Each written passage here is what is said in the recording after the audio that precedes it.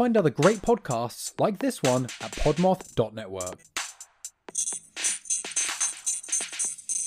Step into the shadows with Haunted Moonlight, your ultimate guide to all things spooky and supernatural.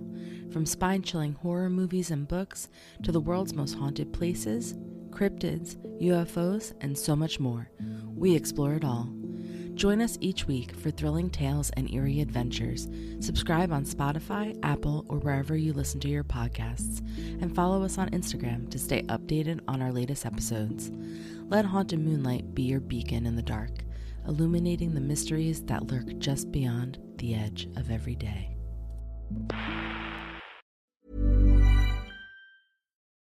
I can't tell you how often I hear, oh, I'm a little OCD. I like things neat. That's not OCD. I'm Howie Mandel, and I know this because I have OCD. Actual OCD causes relentless unwanted thoughts. What if I did something terrible and forgot? What if I'm a bad person? Why am I thinking this terrible thing? It makes you question absolutely everything, and you'll do anything to feel better. OCD is debilitating, but it's also highly treatable with the right kind of therapy. Regular talk therapy doesn't cut it. OCD needs specialized therapy. That's why I want to tell you about NoCD. NoCD is the world's largest virtual therapy provider for OCD. Their licensed therapists provide specialized therapy virtually, and it's covered by insurance for over 155 million Americans. If you think you might be struggling with OCD, visit nocd.com to schedule a free 15-minute call and learn more. That's nocd.com. We see you getting after your fitness goals. But what about those money goals? You can count on Credit Karma for a clear view of your finances and your progress, helping you see results so you can keep checking off those financial personal bests and find your way to money. Progress never felt so good. Download the Intuit Credit Karma app and start achieving your money goals today. Intuit Credit Karma. Karma you can count on. Hi there, it's your vagina speaking. I know sometimes I have a hard time getting there when we get down, but OMG Cream from Wisp is here to help. The instant arousal makes it easier to, It takes 2 minutes to order online, so let's give it a try. OMG. I literally just went to heaven. I'm gonna try that again. Go tell your friends though, get on Wisp. Order OMG Cream online at hellowisp.com. That's hello, WISP.com, and have it delivered for free. Use code OMG for 15% off your first order.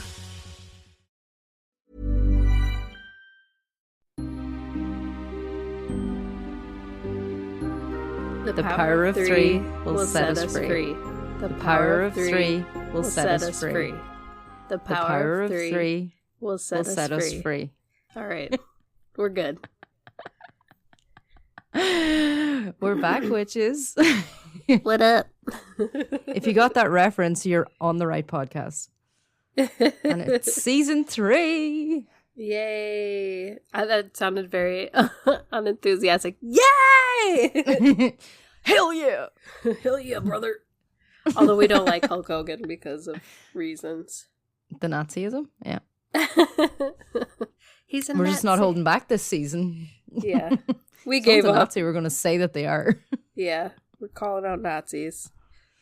Yeah. It's okay to punch Nazis. Did you ever... You watched The Mighty Boosh, right? I did. I don't think I've watched like every episode start to finish, but I've seen like a lot of it. Okay. I think it's the Crack Fox one where he's like, Nazi! He's a Nazi man! It just made me think of that. Aw. So I need to watch Mighty Boosh again. Noel Fielding's not a Nazi. That's okay. It's Russell Brand. I'm like, who's a Nazi again? Yeah, Noel Fielding hasn't been cancelled. No, he just is on the baking show now. So yeah.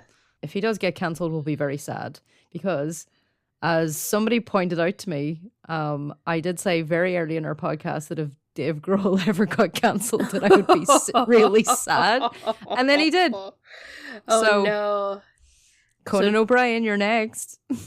Oh, no. Don't say Conan O'Brien. I also like Conan O'Brien. Who? Yeah, okay. You said in that conversation that he would be the one. If he got cancelled, it would break your heart. I always said Conan O'Brien. Yeah. I feel like there's like a handful of like men that I would just be like devastated by It would be Conan for sure. Bill Hader, because I love him. Mm-hmm. I'm just seeing the Bill Hader like dancing meme in my head. Yeah, he's my like I'm not attracted to him, but I'm attracted to like his like spirit and his attitude. Yeah, and I'm just like, he's my like platonic marriage. Yeah.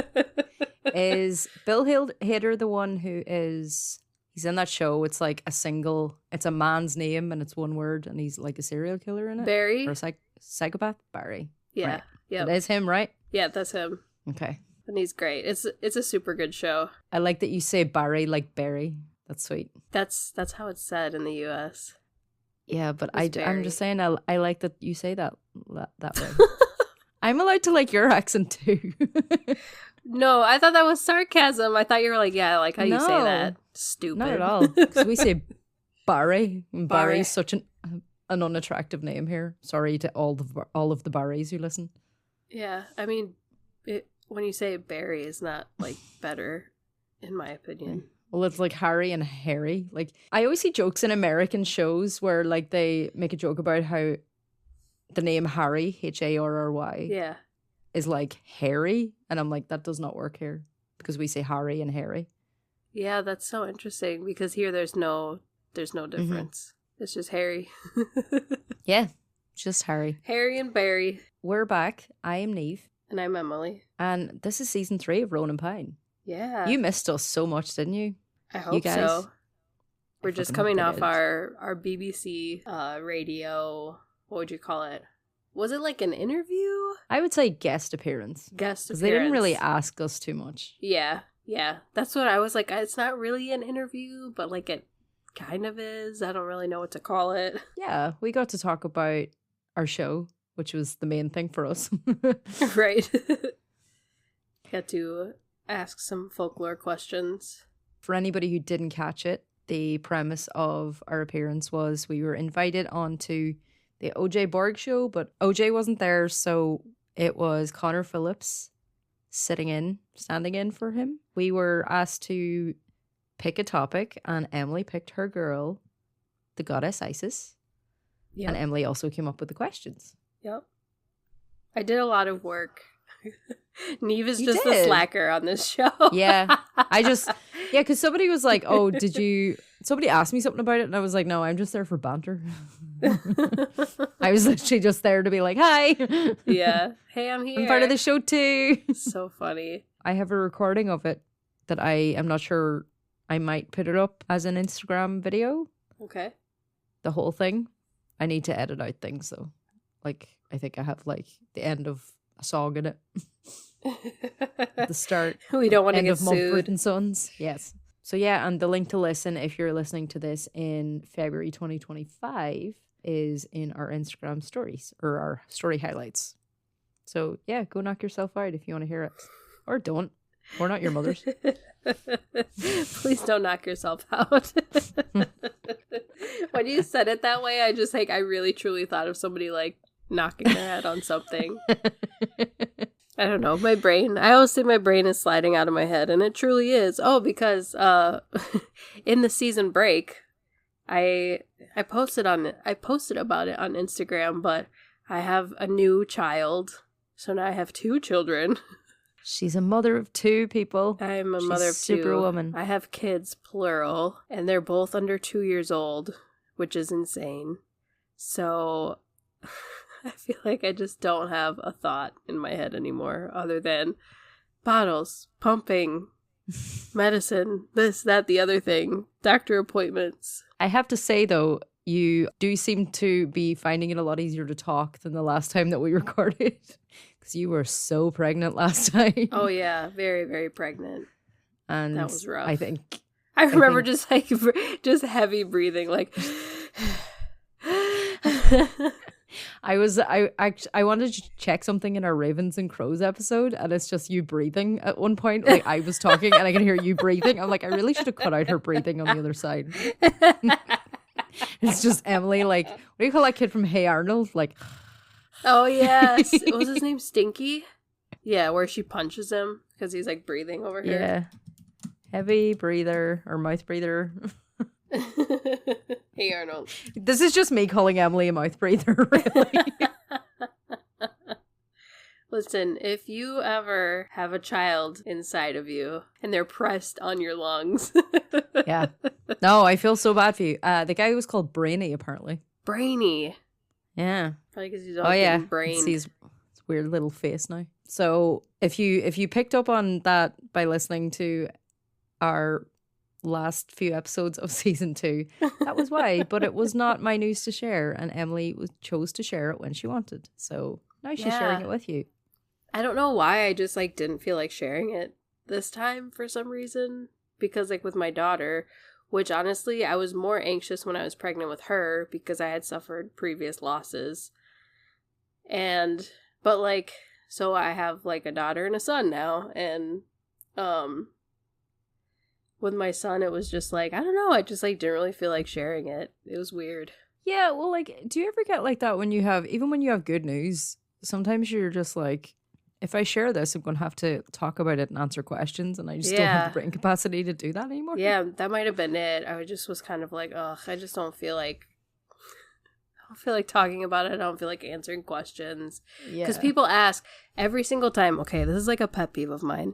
So pregnancy morning sickness usually only lasts about the first 3 months, which is like the first 12 weeks.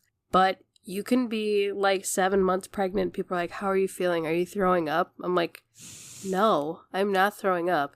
A, I'm past the first trimester, and B, like I wasn't even throwing up in the first trimester. So like, I'm fine.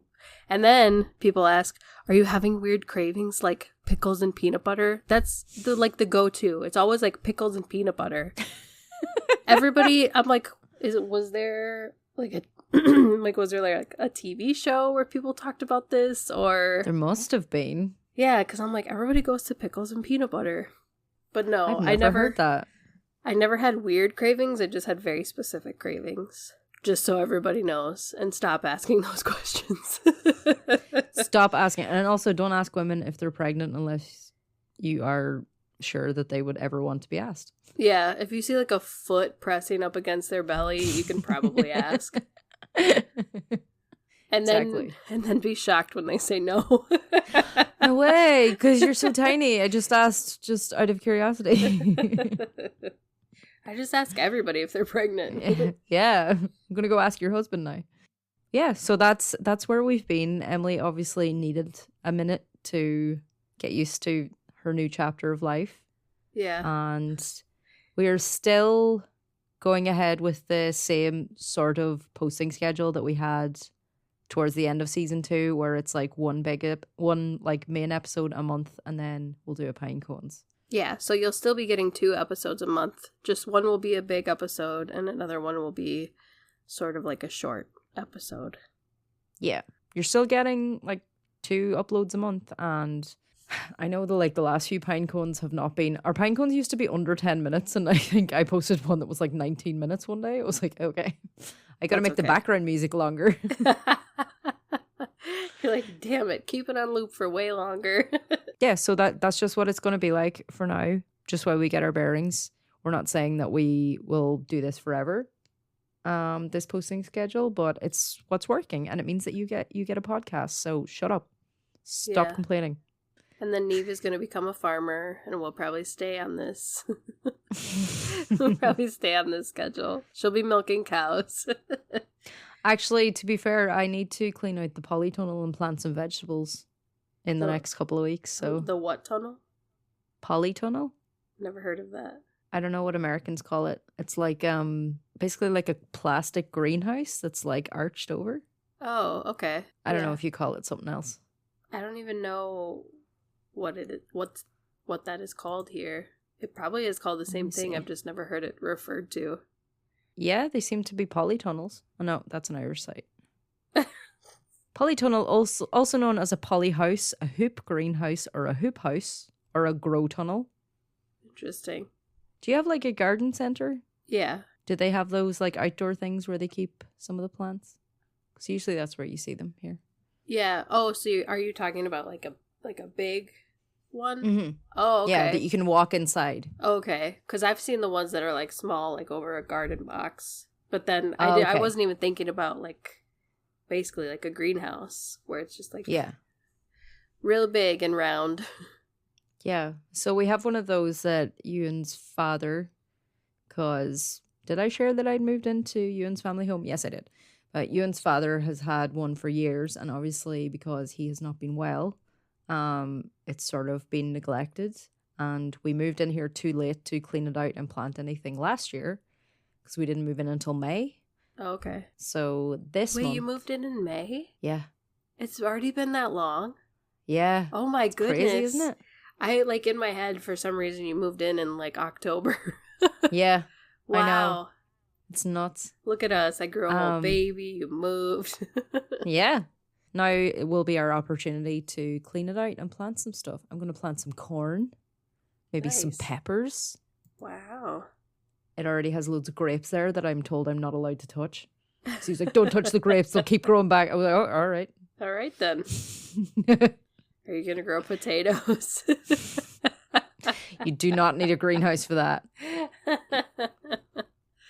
That's true. That's the thing. Do you need greenhouses because of the heat? The temperature. Yeah, the temperature and rain, maybe? Like, does the water or the ground get too soggy? Probably. I keep thinking, like, I need to, like, listen to a podcast or buy a book on polytunnels just to, like, learn the basics. You can actually do a course here that's, like, pretty local. And, like, you go there and they teach you how to, like, plant vegetables in a polytunnel and, like, take care of them and stuff. That's so cool. So, yeah, I need to do some research is what I'm saying, basically, because I know next to nothing about planting, but I love having fresh vegetables because I'm a vegetarian. So, like, why wouldn't I? Yeah.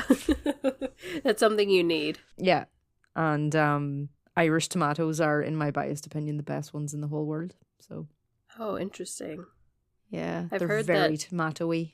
Oh, I've heard that tomatoes are better in, like, more, like, tropical climates. I've had San Marzanos from Italy. And they're grown in like volcanic soil. Yeah. Those are amazing. Yeah. But my personal favorite are Irish tomatoes because interesting. They're so good. Yeah, so that is our life updates. Yeah. Emily grew a child. I may be growing some tomatoes. So. They will not push on your lungs. Hopefully not. Otherwise I have a terrible allergy. Yeah. Oh no. And I really like tomatoes. The other thing that I wanted to talk about was we kept hinting. We hinted at the end of last season, and we've been hinting on our social media about a pivot that we're doing with our podcast. Do you want to talk about why? Like, what's motivating it, especially now? Anger. Yeah.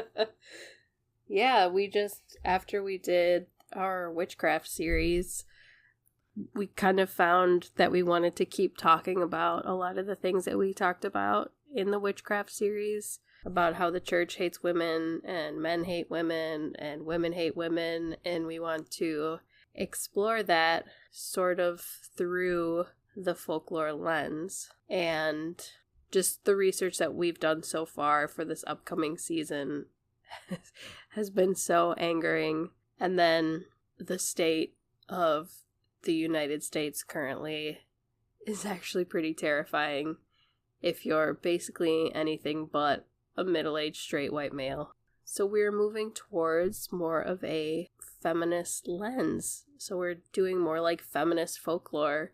So we're going to talk about goddesses, and we're going to talk about the ways that women are often painted in folklore stories. Like, I kind of touched on it when I covered the Baba Yaga, is that she is supposedly this scary witch, but she's painted as this scary witch because she's a woman who lives outside of the bounds of expectations of women in society. It's like she grew old and she didn't have kids, and for some reason men find that terrifying. So. And that also very much bleeds into what our topic of today is, which is Blodeuwedd. We have a few episode topics in the works, but this one sort of skipped the queue because it's timely and it's also a very good introduction to the new direction that we're taking. We're saying new direction. We've always been a feminist folklore podcast. We're more focused this time. It's like the opinions always existed in us, but now we're trying to really flesh it out and focus on those topics. Yeah, the opinions are driving the topics rather than the topics just happening to bring out the opinions, because I don't know about Emily, but I always felt like when something like annoyed us or we wanted to get into like the injustice of something, we felt like we could have been a little bit better informed. Yeah. Or like had better like talking points or had something more concrete to say and to point to. So this way. And I know for me, I always wish that I was more insightful about it. And with studies and information to back these claims up, instead of just being like, and men don't like women. It's like, it's annoying. Historically, this, and this, you know what I mean? Yeah. And for anybody listening to that and thinking, well, shit, I'm not interested in this, it doesn't mean that our other folklore topics are completely by the wayside and that we're never going to cover like male deities or cryptids or animal folklore or anything like that again. Those things will very much be part of it, but a lot of our work will be on feminist folklore, female goddesses, female deities, and we have a really long working list already of all the things that we want to cover, and it's very exciting. And we know that our animal episodes are really popular, like animals and folklore, and we also really like doing those episodes, so those aren't going to stop. Those will keep coming. So it's not going to be a complete change, but we're going to have more of a focus of the podcast, and then here and there we might cover the Jersey Devil and things like that. So, without further ado, let's kick off season 3 with, after 23 minutes of us talking. Drum roll, please. I'm not going to drum roll because the cable might come out of my microphone again. Oh, yeah. So, our lady of the episode is the Welsh goddess Blodeuwedd.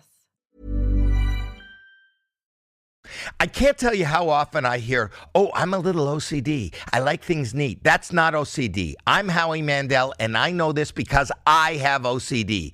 Actual OCD causes relentless, unwanted thoughts.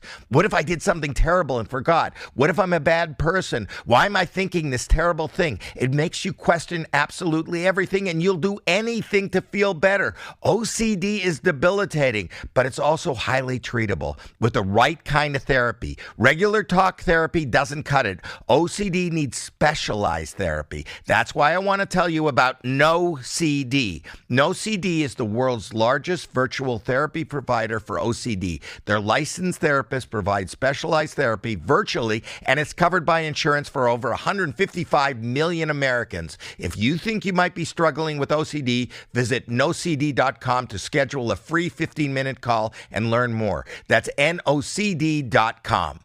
Hey everyone, this is Corey and Carly, the hosts of the Surviving Sister Wives podcast. Sister Wives returns at last, and while the Browns have gone their own separate ways, that doesn't mean they're done with each other. Mary and Janelle form an unlikely alliance. Christine is off living in newly married bliss, and Cody and Robin are left wondering, can they be happy in a monogamous relationship? And after all the joy and drama, they hit the hot seat and answer the questions we've been begging to know. Sister Wives returns tonight at 10 on TLC. I'm just going to give my blanket disclaimer. I'm not a Welsh speaker. I have tried my very best, and I hope I have them right, but please be kind if you're going to correct me, because I really did try. So the Mabinogi, we have covered it before here and there. We covered it in our Wild Hunt episode and also in our Psychopomps episode, when we spoke about Gwyn ap Nuth, who is sort of Wales's answer to Odin and also Cú Chulainn, if you're coming from the Irish, so he's the leader of the Wild Hunt. The Mabinogi is a collection of 11 medieval Welsh tales based on mythology, folklore, and heroic legends. There are 4 branches of the Mabinogi. The first branch is the Pwyll, Prince of Dyfed. Second branch is Branwen, daughter of Llŷr. The third branch is Manawydan, son of Llŷr. A fourth branch is Math, son of Mathonwe. These are some of the oldest stories ever written down in Britain, dating back to the 12th or 13th century. But before they were set down on parchment, they existed as oral stories as part of the oral storytelling tradition for generations. There's a scholar and translator named Jhenah Davies. She noted that the version we have today was likely shaped by the medieval writer who recorded them, adding Christian influences and making some changes along the way, which tends to happen, unfortunately, with folklore. Because a lot of times when the Christian influence comes in, that's also when literacy comes in, and it's the first time that things are actually written down properly. Yeah, and the church just loves to take things. They love to reappropriate things, and they love to make things just slightly more horrible to women, as we've seen. And they said, no, it's a Christmas tree. No, this bunny lays eggs, okay? Oh, God. So Blodeuwedd is a figure who appears in the Mabinogi, specifically in the fourth branch. So that was Math Fav Mythonwe. She is considered by some to be the Welsh goddess of spring, bringing warmth and new life in the form of flowers after the cold barrenness of winter. So she's our perfect February muse. Everybody say, hey! The story of Blodeuwedd is part of a larger tale that begins with another Welsh woman that we have mentioned before named Arianrod, and she is the sister of a trickster called Gwydion. In the fourth branch, Math, there's a lot of characters here, so bear with me. Math was a king with this very strange requirements. This one, like, I was looking this up, I was like, is there an explanation for this? It's just sort of accepted, right? So when Math wasn't at war, he had to rest his feet in the lap of a virgin maiden. Oh my God, of course. Like, why? That role belonged to a maiden named Gowan, but Math's nephew... Coming and going? Matt's nephew, Gylfaethwy, became obsessed with her, and content warning, with the help of his brother, Gwydion, they sexually assaulted her, raped her while Math was away at war. Yes. That's something I hate so much, is that when women are used as like, it's like, fine, well, I'll get back at you by raping your wife. It's like, why? Yeah, like her role in Math's court was that she was a maiden. She was a virgin that he rested his feet on her lap. So once she was no longer a virgin, she was no longer useful. Yeah. So Math Nobody can see me rolling my eyes, but that's what's happening. I know. I think the pause, the pause and the scoff gets your point across. Math then was left without a maiden, the poor guy. He did, I have to say, did punish the two rapists. He transformed the brothers into pairs of animals. They spent some time as deer, as boars, as wolves, and they were forced to live in those forms for 3 years. Good. So the two brothers were Gylfaethwy and Gwydion.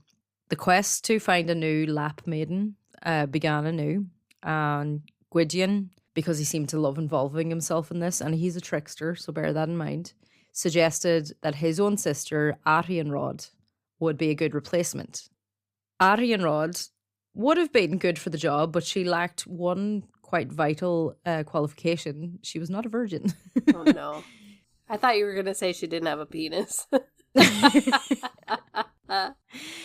She did sort of try and like scam her way into it, because the test for some reason was to step over Math's magic wand. Lol. He actually had a magic wand, and that was going to test her maidenhood. But because she wasn't, I think this came up before in like our Samhain episode, that like in a lot of these mythology and folklore tales, they're obviously written by men who have no idea how like childbirth works. Oh my God. You know, when they like women immediately have babies, because that's what happened to Arianrod. She stepped over Math's magic wand. This is not a euphemism. And unexpectedly and immediately gave birth to 2 children. Oh my God, immediately. One was named Dylan, which made me laugh because that's just such a normal name. It's just like a guy you went to primary school with. Yeah, that's Dylan. It's just Dylan and some like probably complicated Welsh sounding name. Yeah, well, it is spelled like the way we normally would, like Dylan, but it is like a Welsh name originally. So it's like Imogen. Imogen is a Welsh name. Beautiful Welsh name. I never knew that. Yeah. So yeah, Dylan, and then The second child was first described as a mysterious small form. So it wasn't even like a fully formed child. So like when I first read that, I was like, are they naming the placenta? What is this? Oh my god. Was it you that I was talking to about what the placenta is and like what it looks like? No. Oh my god, who was I having that conversation with? Because I was like, yeah, the placenta is like a full like organ. And they were like, oh my god, I thought it was like the sac. And I was like, I thought that's what it was too. But if you Google it, it's like a liver. It's like a whole organ. Yeah, and you can see the blood vessels. I've seen like cow placentas. Yeah. I like my father's a beef farmer. I'm just not going around like watching cows give birth. She's not. It's not my kink. She's not seeking out cow placenta. Yeah, Oh no, my I have gosh. seen cow placentas, so I do know what they look like. Which I very much hope human ones are a lot smaller. Otherwise, They my are. condolences. They're big. Because well, then you have to deliver the placenta after you deliver the baby. Which Yeah. Quick tangent. When I had my daughter, they had my epidural cranked like way up, so I didn't really feel anything. And with Okay. and it freaked me out, and I didn't like it. So with my son, I asked them to turn it down to the lowest setting. So they did, and so I could still feel like the contractions and stuff. It just wasn't like overwhelmingly painful. But so like I was able to feel my pushes, and I able to feel him like come out, and like when like he was like moving down, all of that stuff. And then I felt the placenta leave my body, and I was just like, Did not need that. it feels very weird. It's Yeah. so gross. Once again, the number of things that they don't tell women about childbirth until like you have a friend or a sister or like somebody Right. like, or you go through it yourself. Yeah, well, You and we know? were just having a chat with our friend who was like, why is all your hair falling out? And I'm like, oh, because that's usually what happens after you birth a baby. Your hair just falls out. And I only know that because I've had like friends who've given birth and they talk about postpartum hair loss a lot. Yeah, So, yeah. you know, And it is a shocking amount of hair for everybody who like has no idea. It's a lot of hair. yeah. And it's because you tend to not lose hair during pregnancy, right? Yeah, So it all builds up and it's just all the hair that you would have lost. You're losing it all at once. yeah. And then you do, like with my daughter, I got bald spots, and I'm getting my bald spots back again, and it's like male pattern balding. It's like, it was where it makes your like widow's peak come out. Yeah. But Emily is a fringe, so you can't see any of them. Yeah. And she has some super cool grey streaks either side of her head, which I'm very jealous of. Thank you. Because I am not going grey that way. You also dye your hair, so I feel like you... I know. But that's because like my grey is not coming in a nice way. It's like, I think I was saying to you yesterday, I have like, they come in here and they just stick straight up. Oh, weird. It's annoying. Yeah. Yeah, my gray is starting to come in like all over the place, which is funny. Yeah. Like I noticed that I have a bunch like around, I'm pointing, which nobody can see, around my like my hairline around the back of my neck. Yeah, Which like the nape of your neck. Yeah. Yeah. And I was like, oh, interesting. So Gwydion is really the villain of the piece. So he takes his sister's second small form baby and secretly raises him. And the boy grew up a little bit. He still had no name. So Gwydion presented him to Atty and Rod and was like, haha, here's the kid that you abandoned, basically. And she is enraged by the reminder of her shame. She curses the child and she declares that he shall have no name unless she gives it, because in those days it was the Welsh mother's right to name the child and declare if they're going to be able to bear arms and if they're going to be able to marry. So she declares that he will never have a name, he can never bear arms, and he shall have no wife of the race that is now on the earth. Wow. So no tank tops for him. Sorry. Bear arms. I couldn't resist.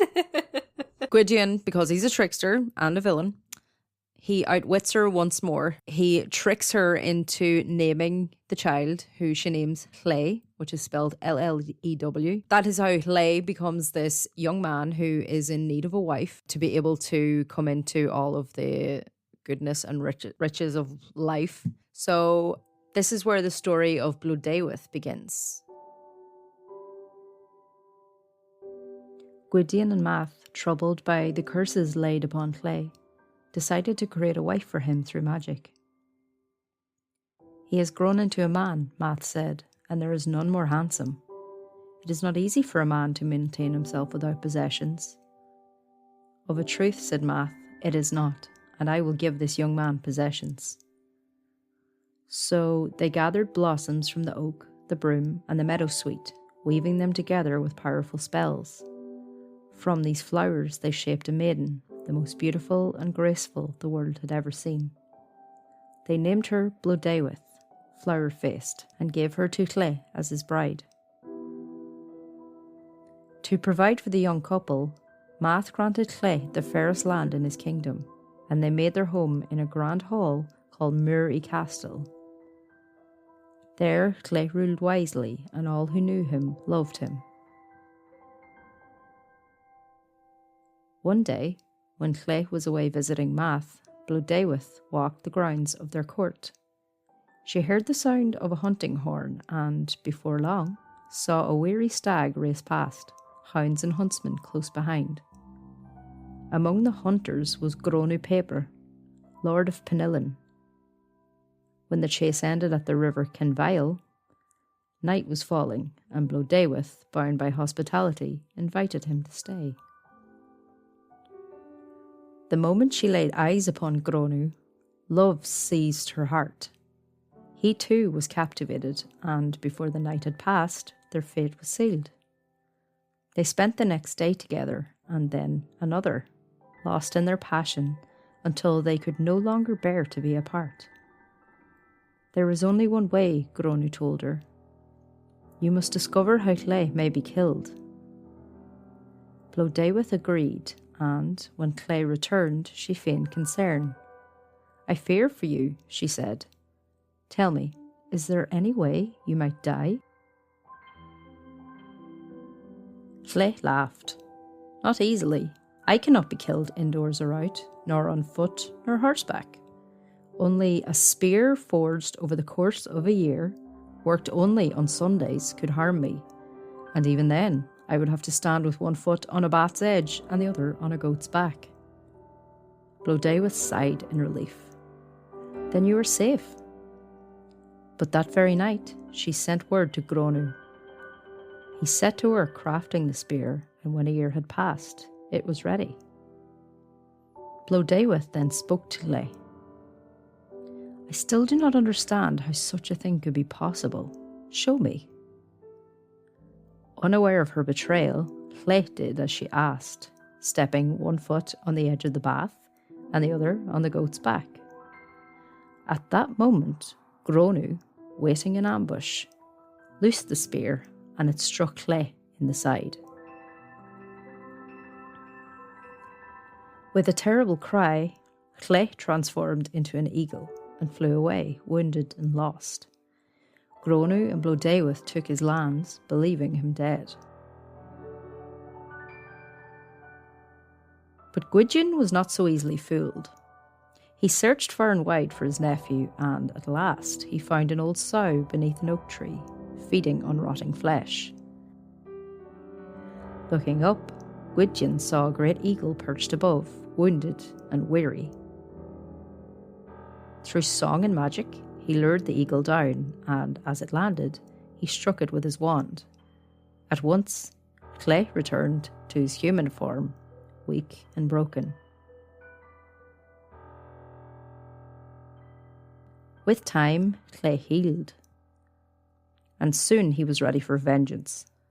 He reclaimed his lands and confronted Gronu, who begged for mercy, offering to stand in Cle's place and take a blow in return. Cle agreed, but when the moment came, his spear struck true and Gronu fell dead. As for Blodeuwedd, she fled into the mountains, and she took her maidens with her. As for the maidens, they passed through the river and went towards a court that was there upon the mountain. Through fear, they could not proceed except with their faces looking backwards, so that unawares they fell into the lake. But Gwydion found Blodeuwedd.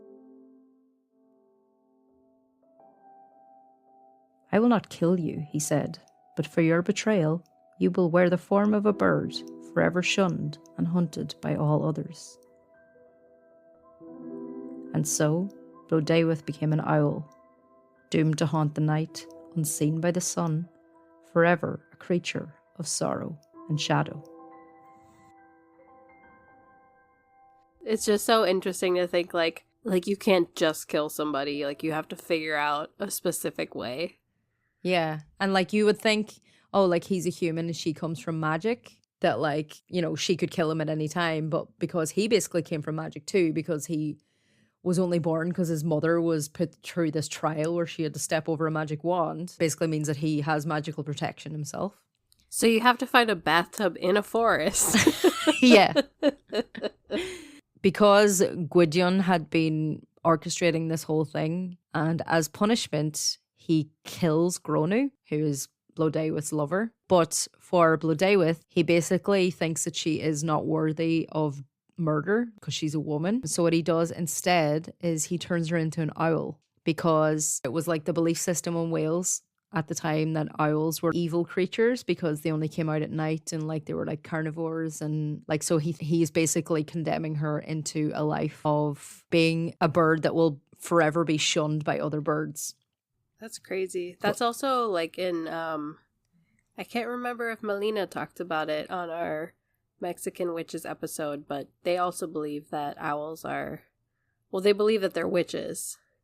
Yeah, so like if you see an owl, it's like it's a bad thing. Yeah, and that was something like owls were death omens. So he basically wanted people to be horrified if they saw her.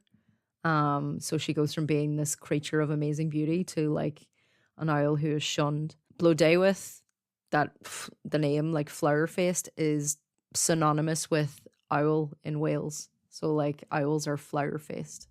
You know, the way they have the... And like the circles around their eyes is kind of like... Yeah. Interesting. Yeah. So that is the upsetting story of Blodeuwedd. I'm afraid she does not have a happy ending, but I do love that she sort of fought back against the box that she was put into, which you don't see much. But what is interesting is she's intended to be a villain because she tries to kill her husband. Whereas you and I reading this are like... You're fucking right she did. Like, seriously. She was created just to be his pretty wife and just sit in his castle all the time and, like, not have any agency of herself. Right. Like, I don't know if you're as familiar with the Lorena Bobbitt situation because you're in Ireland. So it's like, everybody's mad at her, but she's like, this guy abused the shit out of me for years. Of course I cut off his penis. Yeah. You're wrong about Didn't Sarah Marshall do an episode about her? Maybe. I think that's how I know about Lorena Bobbitt. And like before I listened to that episode, I was like, oh, she's that woman who like cut off her guy's penis and like didn't she like throw it out of a moving vehicle? Yeah, she threw it out her car window as she was driving. Yeah. Yeah, Sarah Marshall like in her episode goes into like the years of abuse that she endured and like he was like cheating on her and all of that, and then it was like a joke in the media at the time that was like everybody like on late night TV they were making all these jokes about like her like fighting back against her abuser, right? And like her abuser was fine. He ended up in porn after that, like with his weird dick. Yeah, and it's so gross. It's just like it is really sad that everybody just turned her into a joke when she, if I recall correctly, he was like sexually abusing her. And she was just fed up. And she was like, you know what? I guess I'll just take away this thing that he abuses me with.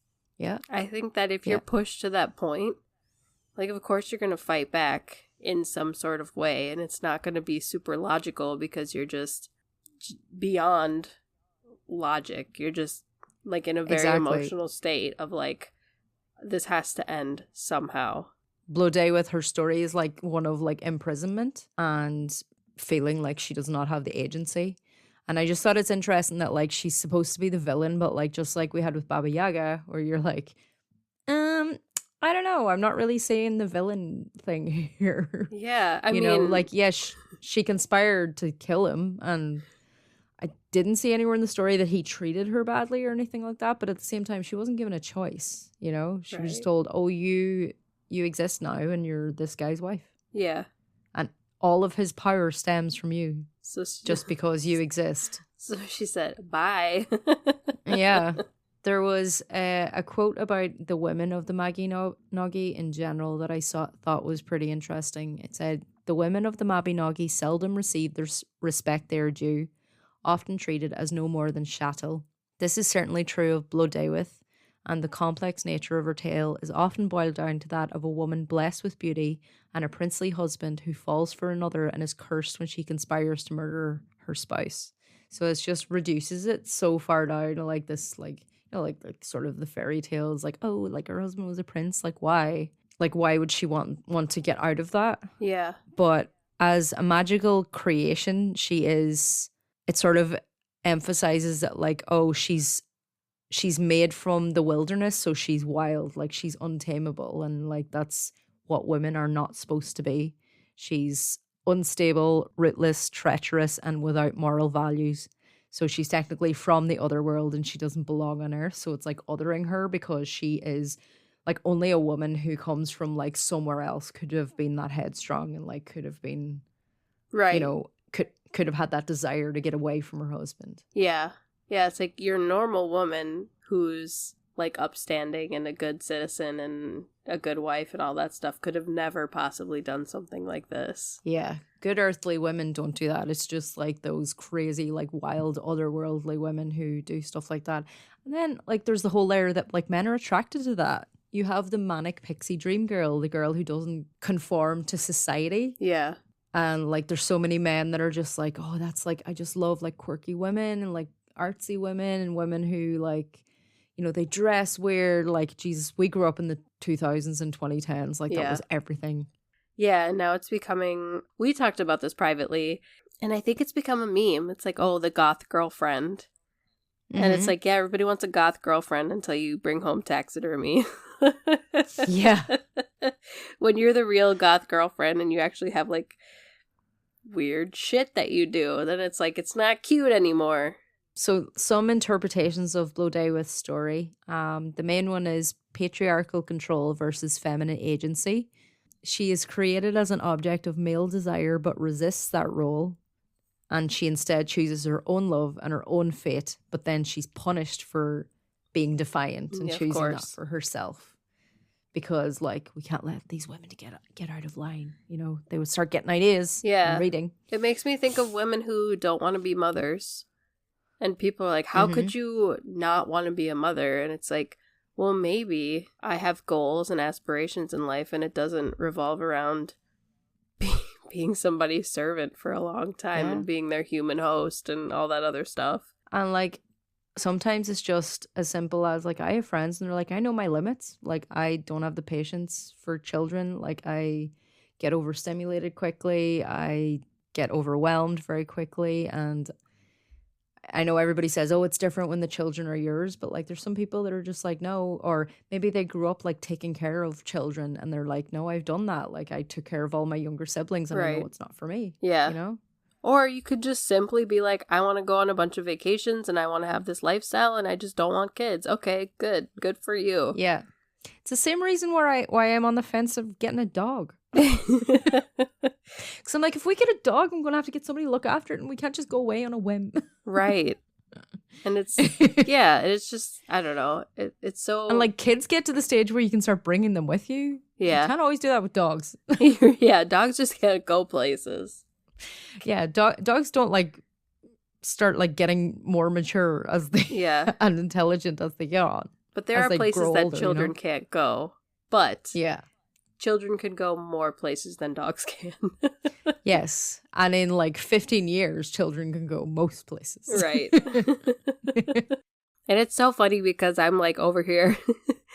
I feel like people look at me and think of me as like a contradiction or a hypocrite. I'm not really sure like what word I'm looking for. But I changed my last name to my husband's last name. Me too. I'm a stay-at-home mom. And it's like, I feel like a lot of people are like, well, that's not very feminist. And it's like, it's feminist because it's my choice. Mm-hmm. If I want to be like the homemaker and all of that stuff, it's because I'm choosing to. And you didn't grow up in a vacuum as well. Like you obviously we're all shaped by the society and the culture that we grow up in. It's the same as like a simple a thing as shaving your legs. Yeah. Like, I know it's quote unquote more feminist to not shave your legs, but I've been conditioned to find it nicer when I shave my legs. Right. And I just can't get past it. So I'm just going to keep shaving my legs. After, you know? So my child, my new child he turned 12 weeks old on this past Wednesday. Whoa. Which is crazy. But, yeah. So that's about 3 months old. His official 3 months is next week. But anyway, I just shaved my legs for the first time since before he was born. A month ago, I think. And it's so funny because I was walking around, like, you know, in like my pajamas or whatever, which is just like a long t-shirt. And I was like, oh my God, I can like feel the breeze through my leg hair. And I was like, I have to shave these. But then I was just so trapped in this space of like, but I shouldn't feel like I have to shave them. But honestly, I don't like that feeling. I don't like the feeling of having long hair on my legs. Me too. But I get itchy. Had I never been introduced to shaved legs, I wouldn't like know that there was a difference. Right. So it all boils down to like having a choice. And there's also the fact that like cis men most of them can never know the joy of getting into a fresh pair of sheets with freshly shaved legs. Like it's just one of the joys in life. You get to clap your feet together like a seal. They can, but, you know, I guess they're choosing not to. There's nothing stopping them. Yeah, they just hate joy for some reason. I also had an observation of my own while I was going through this. So there's that idea that men achieve social currency by marrying and having families. Like, it was so more overt, like, say, back in the 50s. It's like you got promotions at work if you were a married man with a family. Yeah. You know, they would like seek you out because, you know, you were a good upstanding member of society. Yeah. Or that whole, I don't know if you're familiar with it. I'm only kind of familiar with it, but it's like when men would have a baby, like all the men would like smoke a cigar together. Or they call it in like the north of England, wetting the baby's head, which like sounds like a christening, but it's like when the men go and get drunk because the wife just had a baby. Yeah. It's like a thing, the wetting the baby's head. The only person who should be going out for a drink after the baby's born is the mom. Yeah, it's like you see pictures of mothers with like mimosas getting delivered. They're like delivery suite. It's like I couldn't wait any longer. I just really wanted a mimosa. Or like a giant plate of sushi. Yeah. I'm like, I've seen people criticize that. They're like, oh, you're gonna get sushi like right away in the hospital. It's like, fuck yeah, she just went 9 months without sushi. Yeah. Go fuck yourself. Why wouldn't you? My God. I just thought that was interesting. It was like, so you have the men achieving, like traditionally they achieve social currency by marrying women and having families and all that. But here in this story, you have somebody literally achieving kingship. Like he becomes a king by marrying her. And like, that's not really a thing. Otherwise, normally kings are like born into families. Yeah. So like he achieves like the ultimate social currency by marrying this beautiful woman. And like nowadays, like you could say the social currency is just having a really hot girlfriend. Like we all saw what fucking Kanye West was doing. I was just about to go there. And who? Like, yeah. Medardo. I love him. I just think it's one of those things that it's like so ingrained in everybody. I'm not trying to throw him under the bus or anything like that, of course. He's my husband. Mm-hmm. But he was like, oh yeah, I think he phrased it as like Kanye brought his naked girlfriend.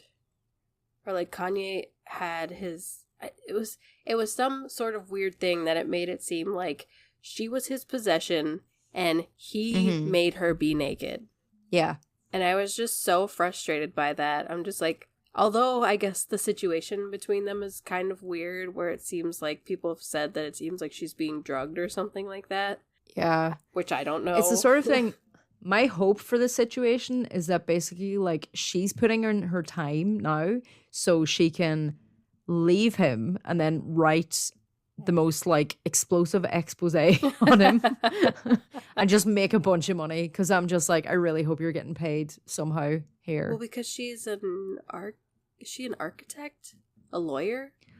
I can't remember. She does have some like, you know, she's an intelligent woman. Yeah. And she's beautiful. And it's just, to me, it was just really sad that it got turned into Kanye's girlfriend. I'm like, well, she has a name. And it's not that he brought her. It's that she went with him. I don't know. Just like all the phrasing around it. And they weren't even invited. Yeah, all the phrasing around it just pisses me off. Yeah. Yeah. And I feel like now people are like sort of trying to, like, women especially are trying to make a point to say her name more. Yeah. And like, yeah. Julia Fox as well has made some comments because like she is Kanye West's ex. Yeah. And she has made some comments about it being like the situation that she is recognizing signs that like Bianca is under coercive control. Obviously nobody knows. Right. Until she comes out and says it herself. But like as somebody who has spent a lot of time with Kanye West, and I do like Julia Fox, I know she's quite controversial, but she comes out with some absolute gems sometimes. That's not an uncut gems like pun. I didn't mean to say that. I don't even know who she is. She's the woman who went viral for saying uncut gems. Oh, that's funny. Like, she's one of these people, like she just like she's very sort of, even though she's been in this world of celebrity and she's been like part of like the inner circle and all of that, she very much just tries to tell it how it is. Yeah. And I think she probably is a little bit fame hungry, but like she doesn't really deny it either, you know? Yeah, it's like, as long as you're honest. I Respect. really like when people are like, yeah, I married him for money. I'm like, I mean, if you're honest, if he knows that and you are both fine with it, then it's like, okay, whatever, do your thing. Yeah. You want money, he wants companionship. Yeah. And he wants to be able to like we're saying, walk around with a beautiful woman on his arm. Yeah. You know? If everybody's an adult and everybody's consenting but to if it. it's your choice. Yes. As we keep saying. I can't tell you how often I hear, oh, I'm a little OCD. I like things neat. That's not OCD. I'm Howie Mandel, and I know this because I have OCD. Actual OCD causes relentless, unwanted thoughts. What if I did something terrible and forgot? What if I'm a bad person? Why am I thinking this terrible thing? It makes you question absolutely everything, and you'll do anything to feel better. OCD is debilitating, but it's also highly treatable with the right kind of therapy. Regular talk therapy doesn't cut it. OCD needs specialized therapy. That's why I want to tell you about NoCD. NoCD is the world's largest virtual therapy provider for OCD. Their licensed therapists provide specialized therapy virtually, and it's covered by insurance for over 155 million Americans. If you think you might be struggling with OCD, visit nocd.com to schedule a free 15-minute call and learn more. That's nocd.com. No matter how you travel, it's good to have a plan. Some people plan every minute. No sleep, bus, museum, another museum. While others only plan to take it day by day. When it comes to your finances, a plan is just as important. You can count on Credit Karma to give you the insights you need to understand your options, so you can take charge of your financial path and find your way to money. Explore how you can make financial progress with confidence today. Intuit Credit Karma. Karma you can count on. So yes, Clay literally gained a crown by marrying Blodeuwedd. And when she rejects it, that puts his social status under threat, and it puts his literal life under threat, because life and social status for a lot of men are so deeply entwined. Boo. Is that why they hoard their fucking money like assholes? Yeah, have you seen those things that's like women have started like saying to like, it's like people they work with or like their brothers or something, when they talk about gold diggers and they're like, what's your gold? Like, where's your gold? You don't have any money. Well, like, why are you so worried about gold diggers? You make like $25,000 a year. For real. Oh my God. Or when people are like, well, they're trying to tax the rich. I'm like, buddy, not you, not your money. Yeah. It's like, oh, do you make as much as Bezos? No. Yeah. He makes what you make. Are you making over $900,000 a year? Then don't worry about it, dude. Seriously. A scholar named Miranda Green She touches on the theme of punishment and female agency in Blodeuwedd's story, and she compares her a lot to Eve from the Bible. I think Eve was probably the one that came to mind mostly for me, because you have somebody who is created from or created just to be a companion of someone else, and then the moment that she tries to break out of that role, it's villainization. Yeah. And she's the worst person ever because she dared to step outside and gain knowledge, or in Blodeuwedd's, fall in love with who she wanted. Yeah. You also have the demonization of female agency. So in Christian tradition, Eve is blamed for the fall and burdening the women with the legacy of original sin. Which, original sin, I think that's the first time I remember getting really, really annoyed and like angry as like a kid growing up in Christianity. Yeah. That like, oh, it's the burden of Eve and like the original sin, and like women suffer through childbirth because of Eve and all of that sort of stuff. You're just like, oh, you guys can twist anything. I remember my grandma saying the reason that we get period cramps is because of Eve. Mm-hmm. And just like something didn't sit right with me. I wasn't able to articulate it at that point, but I was just kind of like, what? Like, that's not fair. We didn't do any of this. Yeah.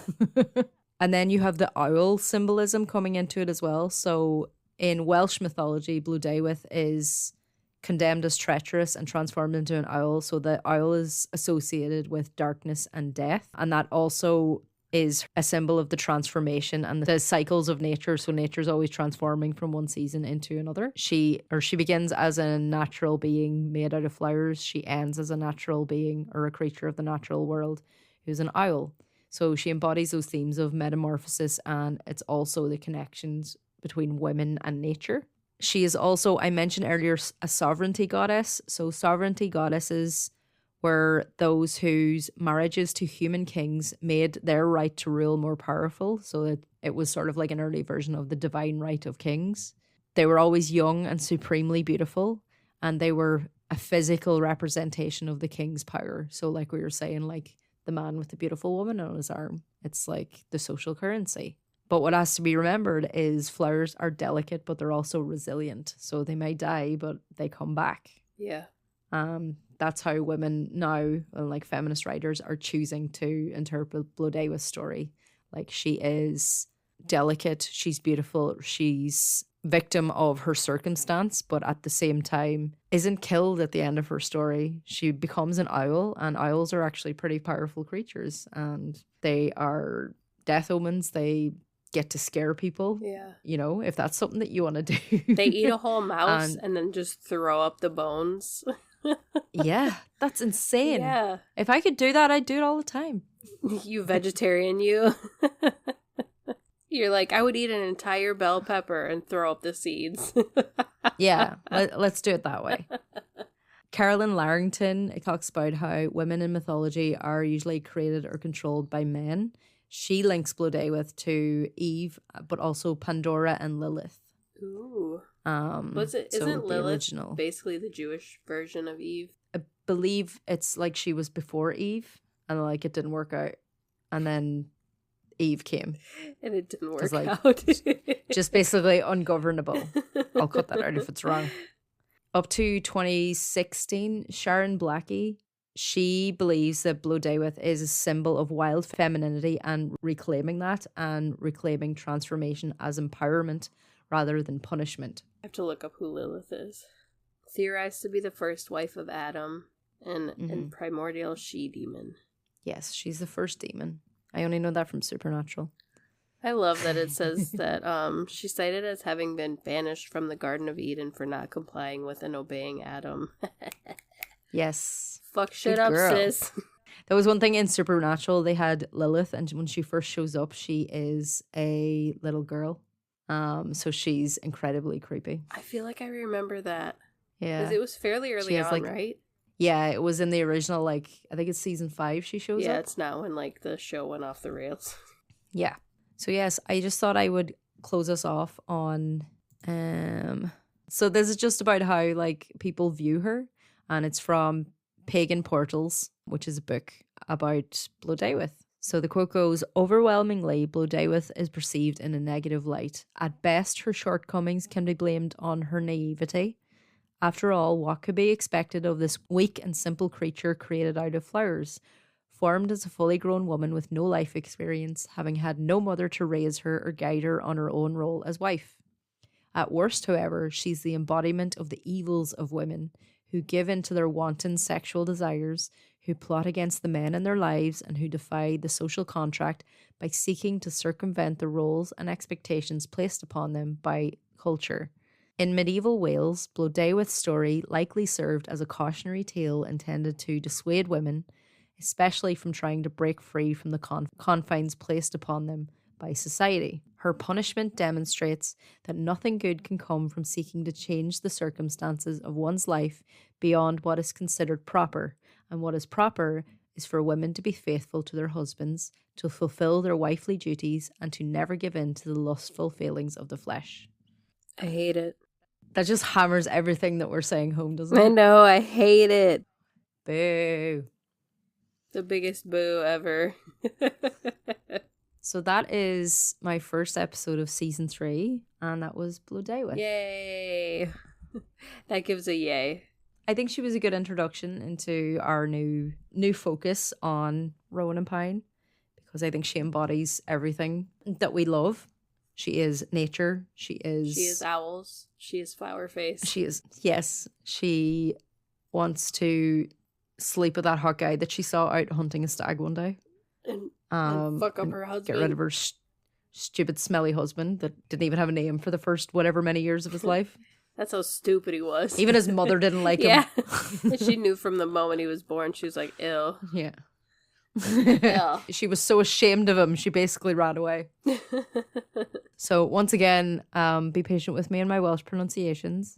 If there's anything that you need me to tweak for any other time, because I tend to shy away from some Welsh things because I am a little bit intimidated by the language, and that should not be a reason for me to not cover Welsh folklore, because there is so much of it. I was going to say, I'm happy that you did this Welsh topic and it wasn't me, because I would have obliterated all of the pronunciation. It would be so bad. It is difficult because a lot of Welsh pronunciation doesn't have an English counterpart. Like the two L's together, you couldn't write that phonetically in English because the sound is, it's like putting air through the back of your tongue. It's like, it's throaty.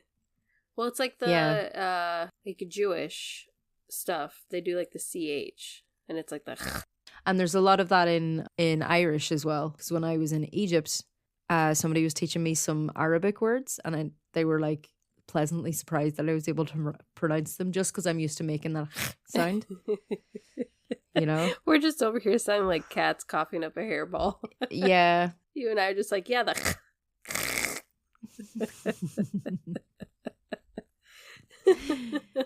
I hope you enjoyed. We will all enjoy when Emily has to do some Aztec words. Oh.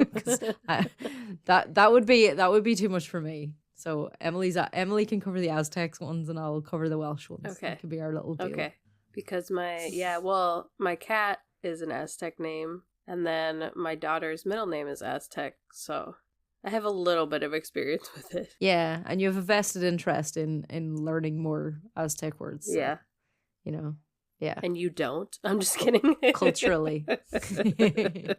How rude. Yeah, I don't care. I don't give a fuck.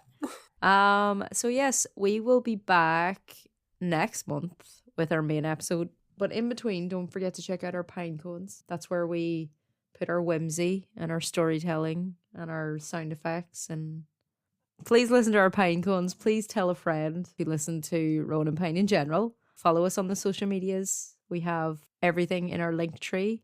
And we also, I almost forgot, we are going to be working on a companion playlist for season 3. It's going to be available on Spotify and Apple Music, because I know not everybody uses both. I personally use Spotify. Emily uses Apple Music because she cares about artists and I don't. Shame to all of you. I always who feel listen guilty. to Spotify. I'm like, yeah, but all of my playlists are on Spotify. You also don't have an Apple device, correct? No, I'm not sure. I think I can still use Apple Music. Oh, really? Because I have the iTunes app for like checking on our podcast on iTunes just to make sure nobody's talking shit about us over there. I'm like, what are you Apple people saying? You want to fight? You snobs. Stick them up. That's so funny. Well, I was going to take back my shame because I was like, well, you can't even use Apple Music anyway. But if you can, shame. I know, but I've been using Spotify since like 2012 or something. I migrated there from iTunes. I'm not helping my case here. I'm just lazy, is all I'm saying. Shame. I'm lazy and I don't care about artists. We will have those playlists. We're going to be adding 10 songs each month. So it's called the Rowan and Pine Feminine Rage playlist. Emily still has to add her songs to it for February. Oh my gosh. I got to get on it. So yeah, check it out. It's going to be a good gym playlist, or if you have any sport where you get to punch things, that'll help you.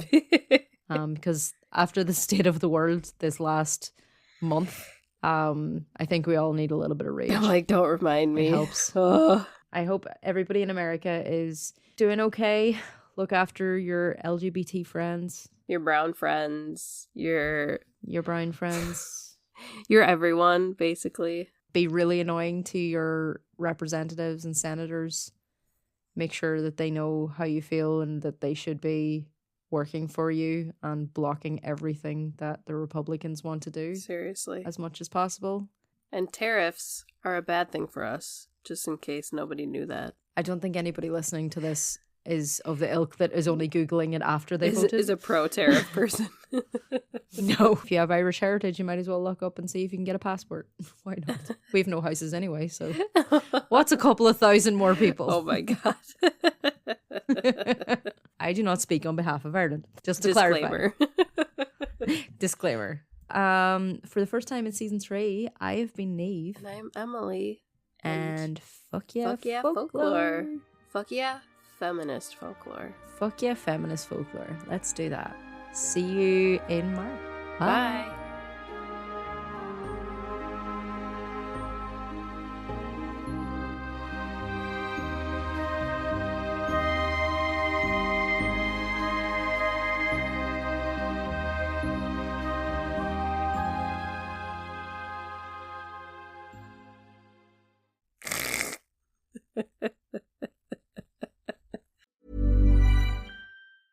What if I told you that right now, millions of people are living with a debilitating condition that's so misunderstood, many of them don't even know that they have it? That condition is obsessive compulsive disorder, or OCD. I'm Dr. Patrick McGrath, the Chief Clinical Officer of NoCD. And in the 25 years I've been treating OCD, I've met so many people who were suffering from the condition in silence, unaware of just what it was. OCD can create overwhelming anxiety and fear around what you value most, make you question your identity, beliefs, and morals, and drive you to perform mentally and physically draining compulsions or rituals. Over my career, I've seen just how devastating OCD can be when it's left untreated. But help is available. That's where NoCD comes in. NoCD is the world's largest virtual therapy provider for obsessive compulsive disorder. Our licensed therapists are trained in exposure and response prevention therapy, a specialized treatment proven to be incredibly effective for OCD. So visit nocd.com to schedule a free 15-minute call with our team. That's nocd.com.